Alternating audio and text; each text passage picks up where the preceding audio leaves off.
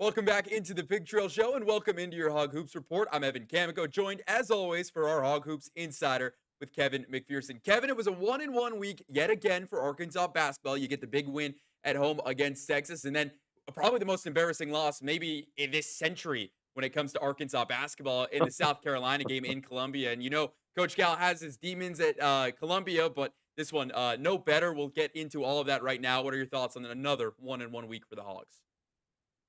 Well, we've been saying for a while, you'd like to string together a bunch of wins. This Arkansas team against quality opponents hasn't proven that it can do that. A game winning streak twice is the max here as we get through 16 SEC games, two more to go in the regular season.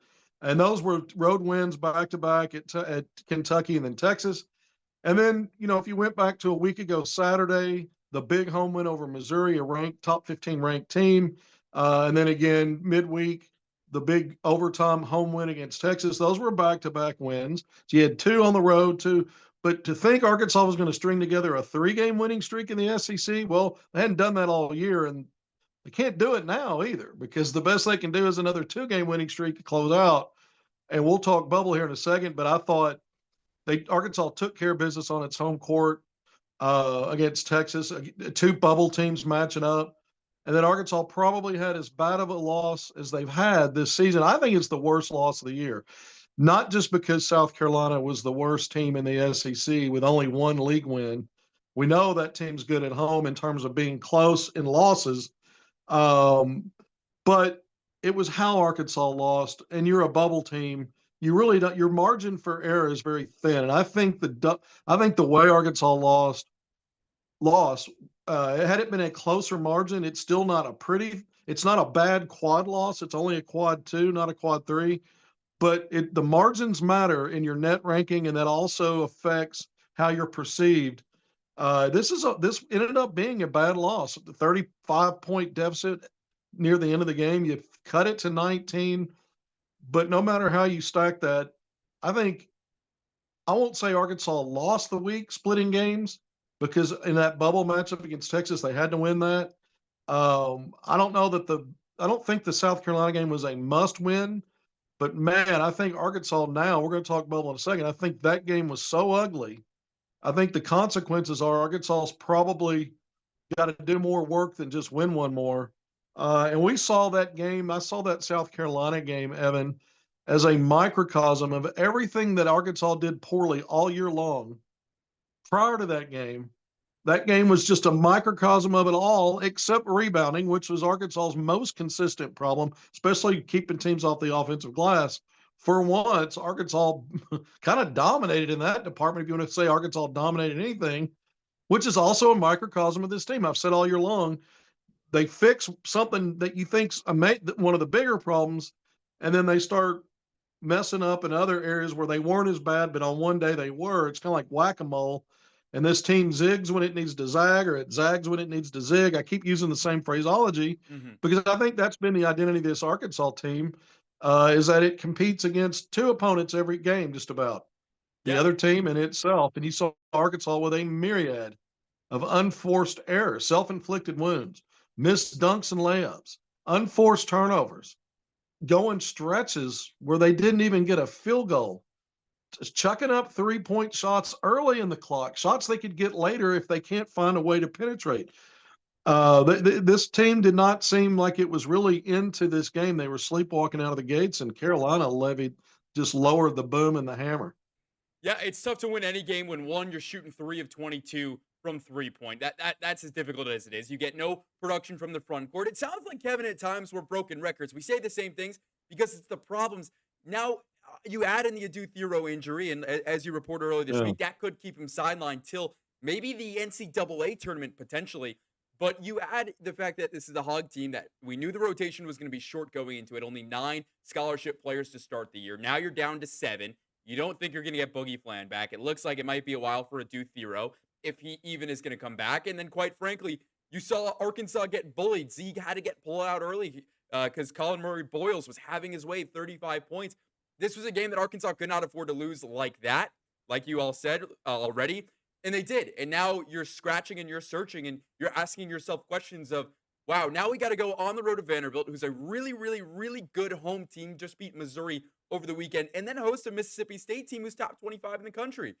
The reality is, you played yourself out of the bubble, and then in one 2 hour period on a Saturday morning, you played yourself back into the bubble, exactly where you didn't think you'd have to be, facing a team that had one win in conference play. Yeah, and here's the thing coming down the stretch. You got 2 more games left. You got other bubble teams. It's not just what you do; it's what the other bubble teams are doing. And there were 5 SEC teams on the bubble. Now there's only 4. Vandy has played itself off the bubble. Vanderbilt is not only off the bubble, but I think Vanderbilt, if it goes 0-2 this week, which probably helps Arkansas, not because it'll put Vandy back on the bubble, but I'll go through the combinations how I think the best paths for Arkansas are. What moving forward? Obviously, win out is the best path. Yeah. 2-0 and Arkansas is a lock. Now we're going to start talking about the first round of the SEC tournament. We don't know the opponent, but I now believe Arkansas is pretty much locked into one of those Wednesday true first round games. I think they're locked into that now, based on how they can best they can finish at this point. Because Arkansas is still in 11th place and tied with Texas, with Georgia in the standings. But Arkansas holds the tiebreaker there because of the head-to-head win. So if both teams finish with the same league record, Arkansas and nobody else moves ahead of them, which I don't think will happen, then Arkansas is still going to play on Wednesday. In Arkansas, the best they could do potentially maybe to finish 10th or 9th, and still that would have to play on Wednesday. So you're going to play a first round game in the SEC tournament on March 12th. So having said that, let's look at this, and we don't know the opponent obviously yet. That's all going to resolve. But I do believe this now. Out of these last 3 games, you got to find a way to win 2. If you win 2, I think you're a lock. However you do it. 2 regular season games at Vandy, home against Mississippi State, you mentioned it, then the first round game in the SEC tournament. So I think win 2 of those 3 in some combination, you're a lock to get in. If you win only 1, I've said forever, finishing 7-11 in the regular season and conference play would be enough to likely have you projected into the tournament field the NCAA tournament field going into the SEC tournament. But I think if Arkansas splits these last 2 games, even if they're projected in by the thinnest of margins going in to the SEC tournament, my concern is if they lose that first round. So effectively going 1-2 in these next 3 games, that's dicey at best, and you need a whole lot of help around that with other bubble teams. And let's just look at the other 3 SEC teams that are still on the bubble: Oklahoma, Texas, and Georgia. Georgia is on a roll all of a sudden. A big home win over Florida in midweek, then on the road against another bubble team in Texas, knocks off the Longhorns over the weekend. So Georgia, and Lenardi's update today on his bracketology has moved all the way from the next 4 out, moved past the first 4 out, and now they're the first team on the last 4 in the last 4 in group. Mm-hmm. So Georgia's 1 spot ahead of Arkansas. Arkansas went from the 3rd team on the last 4 buys to dropping 3 spots to the 2nd team on the last 4 in. So Georgia's 1 rung ahead of Arkansas. Oklahoma's the last team on the last 4 in, and Texas has now moved all the way in its last 2 or 3 games from being the top team on the last 4 buys to being in the next 4 out group. So Texas has had the biggest slide, but they're still on the bubble. So here's what I think the best path is. Obviously, I just said it. Win 2 of the next 3, Arkansas is a lock. Win only 1 of the next 3, the preferred win there, the one that gives you the most value, would be at Vanderbilt, a true road game, a quad 1 win on Tuesday, day after tomorrow. And I don't think that makes you a lock, but I think that's your best path if you're only going to win 1 out of these next 3. So you also need some other things in combination. I think with Georgia being a spot ahead of Arkansas, you need one of 2 things. You either need them to win out, and if Georgia does that, right now ranked 33rd in net, Georgia probably moves back. Georgia's got a road game against now I've got this jumbled up. They got a road game against South Carolina in the midweek. Yeah. We know South Carolina's hard to beat at home, but Georgia's playing well right now. So Georgia would have to win at South Carolina and then beat Vandy at home in the last two regular season games. If that happens, I think Georgia's in the top 30 in net. And that win in Bud Walton Arena for Arkansas it shifts into a quad one win.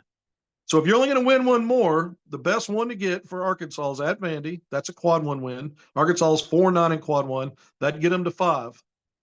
And then if Georgia wins out in its two last regular season games, probably back inside the top 30 in net, and that becomes automatically goes from a quad 2 win to a quad 1. And Arkansas in that scenario would have 6 quad 1 wins.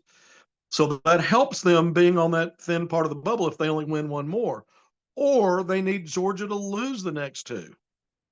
Because Georgia's technically still in the bubble, just one spot ahead of Arkansas. So I said all that to say if both of these teams split their last two regular season games, Arkansas and Georgia, I think it's advantage Georgia. So that's why I say Arkansas, if it's only going to win one more, again, if Arkansas wins 2 of the next 3, it doesn't matter what anybody else does. But we're talking now precisely if it's only 1 out of the next 3. So I think it benefits Arkansas more if Georgia either wins both if it's last 2 or loses both. The other things that would help would be for Oklahoma to lose at home in the midweek game against a ranked Missouri team that's coming off that loss on the road to Vandy. Oklahoma's 4-12, 2 games behind Arkansas in the standings, but had a better non-conference than Arkansas, so they're about even, and they're both in the last 4 in group. Arkansas just 2 spots ahead. So Oklahoma losing at home to Missouri, and Texas losing on the road in midweek at still ranked Mississippi State. So those 2 things can happen. Then in the weekend game, OU is playing at Texas. So these 2 bubble teams will play each other. And in that scenario, it helps Arkansas, I think, more if everything else played out the way I just described for Texas to take care of business at home.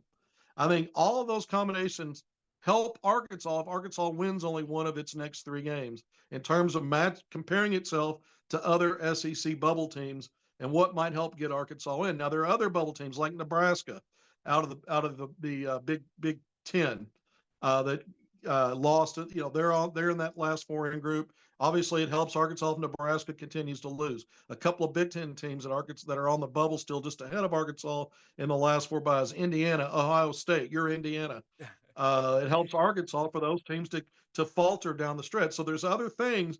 But because there are so many SEC teams still, no longer 5, but 4 on the bubble, I really drilled down on what's left, not only for Arkansas coming down the stretch, but some of those teams. And so those combinations, I tweeted that exact thing I just said out not long ago within the hour. But I think those are the paths. 2 out of the last 3, it's a lock. Only 1 out of the last 3. Those are some combinations that Arkansas might just survive and find its way in. And if you lose at Vandy and beat Mississippi State at home as one of those 3, that's not quite as good, in my opinion, as winning at Vandy. And then if you lost at home to Mississippi State, even though Mississippi State's a few spots ahead in net, because those road quad 1 wins just bring more value and it bolster what's already a respectable road and away from home record for Arkansas. Most of the 3 of those 4 quad 1 wins, in fact, are away from home/road. And so those are the paths I see as viable for Arkansas still, regardless of how bad one game looked yesterday. And it was bad, and it has hurt Arkansas's bubble resume for sure. So, Kevin, at the end of the day, there's still a chance. There's always going to be a chance. And like we've said, and like Coach Cal said earlier last month, Arkansas controls their own destiny. It's their story to write. How are you going to do it in the last week? Are they going to come out firing against Vanderbilt? Or are you going to go 0-2 and there goes all your hopes for March Madness in year 1 under John Calipari? Kevin, before we go, is there anything we missed? Just to do thorough, Arkansas's missing him. We saw Arkansas survive the last 6 minutes against Missouri, but Arkansas was up 11 when he left that game. And so had a little bit of cushion there. He was a box plus 19 before he departed. And Arkansas never led. So it just tells you how impactful he was when he was in the game. And Arkansas, we saw what happened against Texas. Arkansas at home found a way to win that game. It went to overtime. But then going back on the road, Arkansas was better on the road than they've been at home, but they've lost 3 in a row on the road now. And so, yeah, I think going into Vandy with the Duke Thero out, we saw, I'm not sure how much he would have helped against Carolina, but we saw Arkansas just minus 20 in the points in the paint and getting abused at the rim. I don't think it would have been that ugly had a Duthero been available. So you're keeping an eye on. Now you're down to 7. You're this late in the season. Guys are playing more minutes than they're used to, even more so now. Is this becoming a dead leg thing at this point as well? I Mhm. think we didn't talk about that, and I think that's something you have to be concerned about moving forward. I'm not sure Arkansas gets a Duke Thero back, whether it's SEC tournament, and even if Arkansas makes the NCAA tournament. I've got one source, I reported this yesterday, that's telling me it's a torn meniscus. Nobody on the staff, and I don't have a second confirmation on it, but a torn meniscus, and he won't be back. But the U of A's put out no timeline for return, and that they didn't think he'd need surgery. Mostly with meniscus tears, you do need some kind of procedure. They don't always refer to it as a surgery, sometimes a probe. To me, that's the same thing. And sometimes if it's minor enough, they won't do a procedure, but you still have to take extended rest. So it's up in the air. I lean more towards we won't see him again. But then you got to be hopeful that maybe there's a way back, and that Arkansas in the meantime can at least get one more win. That's a minimum. And two, again, if you find a way to get 2 of these next 3 without him, you're going to dance whether you get him back for that or not. Yeah, at that point, Kevin, the only question is going to be if you get 2 of the next 3, are you going to be in Dayton or are you going to be safely in the field of 64, first 4 or not? But Kevin, as always, that is going to do it for the Hog Hoops Report. For Kevin McPherson, I'm Evan Kamiko. More Pig Trail Show coming up after the break.